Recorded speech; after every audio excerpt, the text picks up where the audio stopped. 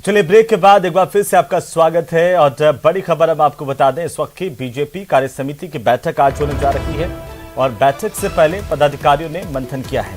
प्रदेश पदाधिकारियों की बैठक इस वक्त चल रही है। सतीश पूनिया की अध्यक्षता में ये बैठक इस वक्त प्रदेश पदाधिकारियों की भारतीय जनता पार्टी के प्रदेश कार्यालय में चल रही है। प्रदेश बीजेपी की कार्य समिति की भी आज बैठक होनी है। दोपहर को 2 बजे उद्घाटन सत्र होगा। कल अमित शाह का संबोधन होगा। कार्य समिति में 6 सत्र आयोजित कुल मिलाकर के होंगे, जिसमें मिशन 2023 की रणनीति बनेगी। एक्सक्लूसिव तस्वीरें इस वक्त हम आपको दिखा रहे हैं। आपको बता दें कि भारतीय जनता पार्टी के खेमे में इस वक्त बैठकों का दौर चल रहा है और बीजेपी के प्रदेश कार्यालय में इस वक्त प्रदेशाध्यक्ष सतीश पूनिया बैठक ले रहे हैं पदाधिकारियों की। अमित शाह जी अच्छा बोलते हैं, ओजस्वी बोलते हैं और उनके बोलने से पार्टी के कार्यकर्ताओं में ऊर्जा आती है, इसलिए स्वाभाविक ही है। क्योंकि जिन हस्ती ने 370 जैसी अनुच्छेद को खत्म करके देश की एक बड़ी समस्या का समाधान किया, तो यकीनन वो पार्टी के कार्यकर्ताओं में ऊर्जा भरने का काम करेंगे। हमारे गृह मंत्री हैं भारत के अमित शाह जी, वो इसके समापन समारोह को संबोधित करेंगे। उसके बाद जनप्रतिनिधि सम्मेलन है। कोई परेशानियां नहीं है और कोई लड़ाई झगड़ा नहीं है। ये गलत बात है जो कि आप लड़ाई झगड़े की बात कर रहे हैं, परेशानी की बात कर रहे हैं। सब पहले से ज्यादा सीटें जीत करके भारतीय जनता पार्टी आएगी लोकसभा में और राजस्थान में भी हम सरकार बनाएंगे। हमने पहले से आंदोलन तय किए हुए हैं कि सभी जिला मुख्यालयों पर, और आंदोलन हमारे जारी है। कई जिला मुख्यालय पर हो चुके हैं, कई जिला मुख्यालयों पर होने वाले हैं और जिन जिला मुख्यालयों पर हमारे आंदोलन हो गए बहुत ही सक्सेसफुल रहे हैं। ये प्रदेश कार्य समिति की बैठक है। जैसा कि हमारे संगठन में राष्ट्रीय कार्य समिति होती है, उसके बाद प्रदेश कार्य समिति होती है, फिर जिला कार्य समिति होती है और फिर मंडल कार्य समिति होती है। निश्चित रूप से बहुत ही महत्वपूर्ण प्रदेश कार्य समिति है और इस कार्य समिति का समापन देश के गृह मंत्री। और इसी बीच ज्यादा जानकारी के साथ राजधानी जयपुर से हमारे सहयोगी बाबूलाल धायल हमारे साथ जुड़ रहे हैं। सीधा बाबूलाल के पास ले चलते हैं। बाबूलाल, एक तरफ गृहमंत्री अमित शाह का दौरा और दूसरी तरफ भारतीय जनता पार्टी के खेमे में बैठकों का दौर इस वक्त चल रहा है, क्या कुछ जानकारी?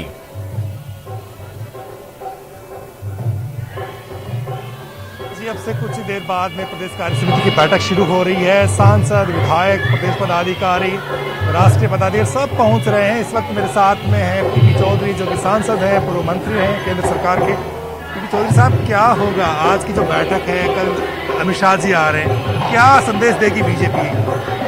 देखिए, ये जो बैठक है, जो समय समय पे हमारा जो आंतरिक प्रजातंत्र है पार्टी का, जो डेमोक्रेसी जिसको हम कह सकते हैं, क्योंकि हमारी डेमोक्रेसी जो है हमारी पार्टी से शुरू होती है और उसी तरह से राष्ट्र में भी डेमोक्रेसी वो हमारे प्रधानमंत्री जी के नेतृत्व में पूरी पार्टी दे रही है। तो जो 2 दिन का ये कार्यक्रम है वो पार्टी का चिंतन होगा, मंथन होगा और पार्टी की अगली व्यूह रचना जो है वो बनेगी।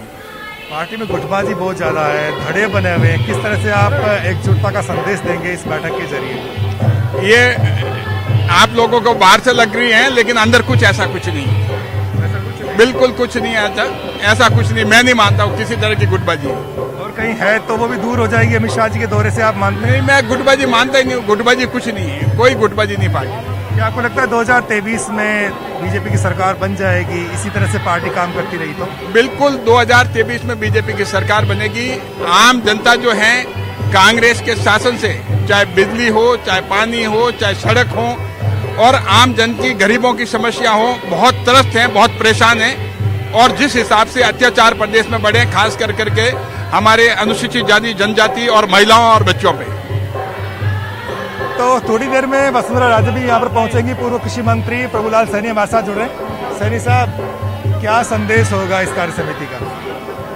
3 साल के कार्यकाल जिस प्रकार कांग्रेस की विफलता रही है, भारतीय जनता पार्टी बड़ी जोशी के साथ कार्य समिति आज हम लोग कर रहे हैं और राज्य सरकार की जितनी भी विफलता रही है, चाहे वो बिजली के क्षेत्र में, किसान के क्षेत्र में, उसको जनता के बीच में ले जाने का एक मैसेज हम लोग दें। तो एक तरह से पार्टी एकजुटता का संदेश देगी और थोड़ी देर में वसुंधरा राजे यहाँ पर आएगी। बाहर जो है वसुंधरा समर्थक कई विधायक यहाँ पर आने लग गए उनकी अगवानी करने के लिए। और पीछे देखिएगा, ये वेलकम का एक तरीका है बीजेपी में। प्रताप सिंह भी पहुंचे हैं, विधायक हैं छपरा से 5 बार के। सिंघवी साहब, बैठक हो रही है, आप तो बहुत दिनों से उम्मीद कर रहे थे कि ऐसी बैठक हो, और आप अपने मन की बात कहें। पार्टी की प्रदेश कार्य समिति की बैठक है, इसमें विधायक आमंत्रित हैं, उस नाते हमें बुलाया गया है। मैं समझता हूं जो भी आएगा, पार्टी की जो भी प्रस्ताव आते हैं, पार्टी में जो खींचतान चल रही है वो खत्म होगी क्या इस बैठक से के जरिए? क्या एक यूनिटी का संदेश आएगा? पार्टी के कार्यकर्ताओं में नया जोश आएगा। और कल हमारे वरिष्ठ नेता आदरणीय अमित शाह जी यहाँ पर पधार रहे हैं। सब लोग उत्सुक हैं कि अमित शाह जी का उद्बोधन और मार्गदर्शन। लेकिन आप तो हमेशा जब भी कोई नेता आता है, विधानसभा का सत्र होता है, तो भी आप यही कहते हैं कि वसुंधरा राजे को ही प्रोजेक्ट करना चाहिए। क्या वो वक्त आ गया अब? आप अपनी बात उन तक पहुंचाएंगे या नहीं? वो जनता की आवाज बताता हूँ।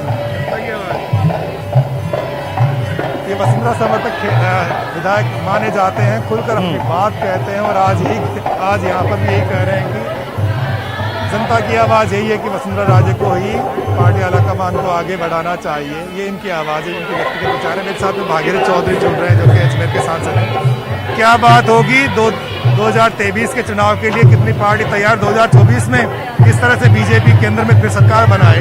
इसके लिए ये कार्य समिति की जो बैठक है, ये किस तरह से आप लोगों के लिए अच्छी बेहतर साबित होगी? देखिए, राजस्थान की कांग्रेस सरकार आज तक, गहलोत जी पहले भी 2 दफे मुख्यमंत्री रहे राजस्थान के, परंतु अब की बार उन्होंने पूरे प्रदेश को गर्त में डाल दिया है। चाहे भ्रष्टाचार की बात करें, चाहे महिला अत्याचार की बात करें, चाहे कोई भी विकास की बात करें, विकास नाम की कोई चीज नहीं है। भ्रष्टाचार में खंड डूब गई है और अराजकता नाम की ये ऐसी स्थिति बन रखी है पूरे प्रदेश में, कोई प्रशासन नाम की चीज नहीं है, अराजकता फैला हुआ है। केंद्र सरकार द्वारा जो पैसे दिए जा रहे हैं उनको भी जी बिल्कुल बाबूलाल, लगातार हम आपसे अपडेट लेते रहेंगे। और फिलहाल बहुत बहुत शुक्रिया हमारे साथ जुड़ने के लिए तमाम